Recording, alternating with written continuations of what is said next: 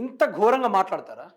మంత్రి సీతక్క గారు ఏదో ఆ సెల్ ఫోన్‌ల అవినీతి చేశారని బీఆర్ఎస్ పార్టీ నేత అయిన క్రిషాంక్ గారు మాట్లాడారు. ప్రెస్ మీట్ పెట్టి 2 సార్లు మాట్లాడారు ఈ పాటికి. మరి అందులో అవినీతి జరగలేదంటే పద్ధతిగా చెప్పొద్దు. చెప్పొచ్చు. నేను ఎక్కడ అవినీతి చేశానో చూపెట్టాలనుకుంటూ వాళ్ళ మీద యాక్షన్ కూడా తీసుకోవచ్చు. మీరు చేసిందే అవినీతి పనే. వందల కొన్ని కోట్ల రూపాయల దాకా దాంట్లో స్కామ్ జరిగిందని ఆయన చెప్పారు. చెప్తే దానికంటూ కొంత ప్రాసెస్ ఉంటుంది చెప్పుకోవడానికి. మీరు మహిళా మంత్రి అయి ఉండి చెప్పు తెగుద్ది అనడం కరెక్టా? ఒక మహిళగా ఉండి మీరు ఆ మాట అనడం అవసరమా? మిమ్మల్ని ఏమన్నాడని? మిమ్మల్ని పర్సనల్గా దూషించాడా? వ్యక్తిగత జీవితాన్ని బయటికి లాగాడా? లేకుంటే ఏ విషయం మాట్లాడడానికి అతని మీద చెప్పు తెగుద్దని మాట్లాడతారు? కొంచెమైనా ఈ సమాజం మిమ్మల్ని చూసుకొని ఏమి నేర్చుకోవాలి? మీరు ఒక మహిళా మంత్రిగా ఉండి ఇటువంటి మాటలు మీరు మాట్లాడడం కరెక్ట్ పద్ధతి అది? ఒకసారి మీరు మాట్లాడిన ముచ్చట్లు ఒక్కసారి ప్రజలకు కూడా వినిపించే కార్యక్రమం చేద్దాం. ఏమంటారంటే మేడం గారు, అడ్డగోలు ఆరోపణలు చేస్తే చెప్పు తెగుద్దంట. అడ్డగోలు ఆరోపణలు చేస్తే చెప్పు తెగుద్ది. మరి మంత్రి సీతక్క గారు ఈరోజు అధికారం వాళ్ళ చేతులు ఉంది. మాట్లాడితే పోలీసు వాళ్ళు కేసులు పెడతారు. సిపి రెస్పాండ్ అవుతాడు, డీజీపీ రెస్పాండ్ అవుతాడు. ఆ ఏరియాలో ఉన్న సిఐ కావచ్చు, ఏసీపీ కావచ్చు, ఎస్ఐ కావచ్చు, వీళ్ళందరూ రెస్పాండ్ అవుతారు, కేసులు పెడతారు, కొట్టిస్తారు, ఆగమాగం చేస్తారు. అధికారం ఉండక గిన్ని చూస్తాం. అధికారం లేనప్పుడు ఏం చేస్తారు మేడం? మరి మీరు అధికారం కోల్పోతే ఏం చేస్తారు? ఏం చేయలేరు కదా. మరి అడ్డమైన ఆరోపణలు చేసి చెప్పు తెగ్గుద్దంటే మరి మీరు అదే ములుగు నియోజకవర్గంలో ఉన్న ప్రజలకు ఇప్పటిదాకా తట్టడం మట్టిపోయలేదు. మరి ప్రజలు మళ్ళీ ఏమని చెప్పాలి? మరి ఇప్పటి వరకు మీరు గూడాల్లో పోయి మీకు ఇండ్లు కట్టిస్తాం, రోడ్లు నిర్మిస్తాం, వాగుల్లో వంకల్లో శెల్మలు పుట్టిస్తాం, మీకు బోర్లు వేయిస్తాం, చదువుకోవడానికి బడి కట్టిస్తాం అనుకొని చెప్పినాం. మీరు ఈరోజు అదే విషయం గిరిజన దగ్గర పోయి ఓట్ల ఉందేమో నేనున్నా అని చెప్పి ఓట్లు అయిపోయిన తర్వాత నేను లేనని చెప్పినందుకు ఈరోజు గిరిజన ప్రజలు నిన్ను ఏం చేయాలి? మిమ్మల్ని ఏం చేయాలో మీరే చెప్పండి. ఈరోజు రోడ్డు లేదు, ములుగులో అభివృద్ధి లేదు, అసలు మంత్రి సీతక్క గారే లేరా నియోజకవర్గంలో. అట్లాంటిది మీరు ఓ మహిళ ఉండి ఇట్లాంటి మాటలు మాట్లాడుతూ ఉంటే మరి మీరు నియోజకవర్గం లేరని తెలిసి ప్రజలు మిమ్మల్ని ఏమని చెప్పాలి? అడుగడుగున మంత్రి సీతక్క గారి పైన ఆ యొక్క ములుగు నియోజకవర్గంలో మాట్లాడితే వీళ్ళ కాంగ్రెస్ కార్యకర్తలు రెడీగా ఉంటారు కొట్టడానికి. కొత్త మందం తయారు చేసుకున్నది మేడం గారు. ఏమండి ఇది? ఇంత ఘోరమా? రాజకీయం జరుగుతుందా? రౌడీజం జరుగుతుందా? ఒకరేమో నేను లాగులో తొండలిడుస్తా, పేగులు మెల్లో వేసుకుంటా, మా వాళ్ళు కొట్టడం మొదలు పెడితే ముడ్డి మీద షెడ్డి కూడా ఉండదు అనుకుంటూ ఆయన వార్నింగ్ ఇస్తాడు. మంత్రి మేడం గారేమో చెప్పు తెగుద్దు అనుకుంటూ రౌడీ రాజ్యమా ఇది? ఉండాగిరా ఏమంటున్నా? ఇలాంటి మాటలు మాట్లాడితే పోలీసు వాళ్ళకి అవపడదా? మొన్న ఏదో యశస్వి రెడ్డి గారి మీద ఏదో మన పిల్లలు వీడియో తీయడానికి బయటికి పోతే ఎందుకు ఆమె వెనకాల పడతా ఉన్నారు, ఆమెను పరువు నష్టం తీస్తాం, పరువు దావా నష్టం చేస్తాం అనుకుంటూ ఓ ఏసీపీ మమ్మల్ని 2 గంటలు అరుచుకున్నాడు. అట్లాంటిది ఈరోజుకి ఇట్లాంటి మాట్లాడుతూ ఉంటే పోలీస్ డిపార్ట్మెంట్ నిద్రపోతుందా? కళ్ళకు అవపడతలేదా? చెవులకు వినవడం లేదా? పోలీస్ శాఖ మరి ఎందుకు రెస్పాండ్ గారు? అధికారంలో ఉంటే అంతేనా? ఇక అధికారంలో ఉండి ఏదైనా చేయొచ్చా? ఏదైనా మాట్లాడొచ్చా? ఇదేనా సంస్కృతి? ఇదేనా రాజ్యాంగము? ఇదేనా హక్కు అంటున్నా? ఒకసారి మీరే చూడండి మిత్రులారా. అడ్డగోల ఆరోపణలు చేసే చెప్పు తెగుద్ది. బీఆర్ఎస్ సోషల్ మీడియా ప్రతినిధులపై సీతక్క ఆగ్రహం. సెల్ ఫోన్ల కొనుగోలు పారదర్శకంగా జరిగింది.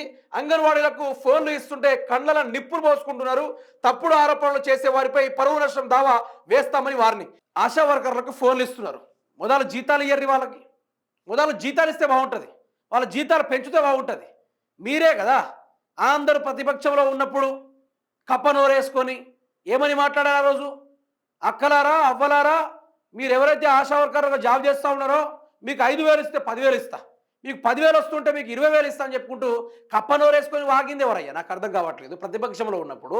మరి ఇప్పుడు మంత్రి సీతక్క గారేమో ఫోన్లు ఇస్తుంటే ఓర్చుకోలేకపోతున్నారట. ముందు జీతాలు ఇవ్వండి సీతక్క గారు. మొన్న ఆశా వర్కర్లు హైదరాబాద్లో పోయి ధర్నా చౌక్ దగ్గర ధర్నాలు చేస్తూ ఉంటే కుక్కల కన్నా హీనంగా ఈడ్చిపడేసారు మహిళలను చూడకుండా. మరి ఆ రోజు మంత్రి సీతక్క అవుపడలే? ఆ రోజు ఫోన్లో ముచ్చట బయటికి రాలే? మంత్రి సీతక్క గారు బాజాప్తగా ఆవిడ గారు అవినీతి చేశారని క్రిషాంక్ గారు బల్ల గుద్ది 3 సార్లు చెప్పిర్రు, విత్ ఎవిడెన్స్తో సహా. ఇక్కడ ఎక్కువ కాస్ట్ పడుతుందని బయట తక్కువ కొనుగోలు తెచ్చి ఇక్కడ రేటింగ్ వేసి దగ్గర 8 కోట్లకు పైగా స్కామ్ జరిగిందని క్రిషాంక్ గారు మాట్లాడారు.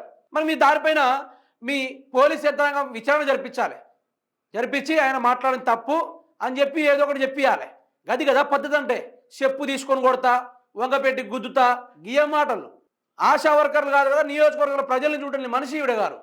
ప్రజలు చచ్చిపోతుంటే కూడా పల రాష్ట్రంలో తిరిగే మేడం గారు ఈవిడ. ప్రజలు ఇబ్బంది పడుతుంటే నియోజక ప్రజలు ఈ యొక్క పంటలు నష్టపోతూ ఉంటే పక్క జిల్లాలో తిరిగే గొప్ప నాయకురాలు ఈవిడ గారు. ఇన్ని జరిగిన ఈవిడ గారు ఈరోజు నానా రకాలుగా మాట్లాడుకుంటూ చెప్పు తెగుతుంది. ఏంది ఇది? మీరు మహిళా మంత్రి అనుకుంటున్నారా, లేకుంటే గూండాగిరి చేద్దాం అనుకుంటున్నారా అని నేను మాట్లాడతలేను. ఇది నేను అడుగుతలేను. ఈరోజు నేటి ప్రజలు అడుగుతున్న క్వశ్చన్లు ఇది. వాళ్ళ ప్రశ్నకి ఏం సమాధానం చెప్తారు మంత్రి సీతక్క గారు? ఈరోజు వీళ్ళ యొక్క మాటలకు హద్దులు లేవు. ఈరోజు వీళ్ళు మాట్లాడే మాటలకు ఈరోజు అధికారం మా చేతిలో ఉంది, ఎల్లకాలం మేమే ఉంటాం, ఇక ఇంకో 100 ఏళ్ళు కాదు కదా, మేము సచ్చేదాకా మేమే కాంగ్రెస్ అధికారం ఉంటుంది అనుకున్న భావంలో వీళ్ళు ఉన్నారు కావచ్చు. రేపు అధికారం దిగిపోతే మీరు ఎటుపోతారో తెలుసా? మీ పరిస్థితి ఏమైతుందో తెలుసా? కాంగ్రెస్ పార్టీలో ఇప్పుడు ఒకవేళ బీఆర్ఎస్ పార్టీ అధికారంలోకి వస్తే మాత్రం మొట్టమొదటి జైలుకు పోయేది కాంగ్రెస్ మంత్రులు, కాంగ్రెస్ ముఖ్యమంత్రులే. వీళ్ళే జైలుకు పోతారు. ఇది మర్చిపోతున్నారు వాళ్ళందరూ కలిసి. కానీ నోటికి ఏది వస్తే అది మాట్లాడేస్తూ ఉన్నారు. అబ్బా, విచ్చలవిడిగా మాట్లాడేస్తూ ఉన్నారు. ఒకసారి ఆ వీడియో కూడా మీకు చూపిస్తా. ఆ వీడియోని మీరు చూడండి. మంత్రి సీతక్క గారు ఎంత చక్కగా మాట్లాడారో. ఇక ఇది వాళ్ళ విజ్ఞత, వాళ్ళు చిన్నప్పటి నుంచి చదువుకున్న ముచ్చట్లు ఇట్లుంటాయి వాళ్ళతోటి. ఒకసారి ఇది వినండి. గౌరవ మంత్రి గారు ఎంత పద్ధతిగా మాట్లాడారంటే, ఈ రోజుల్లో ఉన్న యువకులు నేర్చుకోవాలి, యువ మహిళలు నేర్చుకోవాలి ఈమె లెక్క. మీరే వినండి. ఇక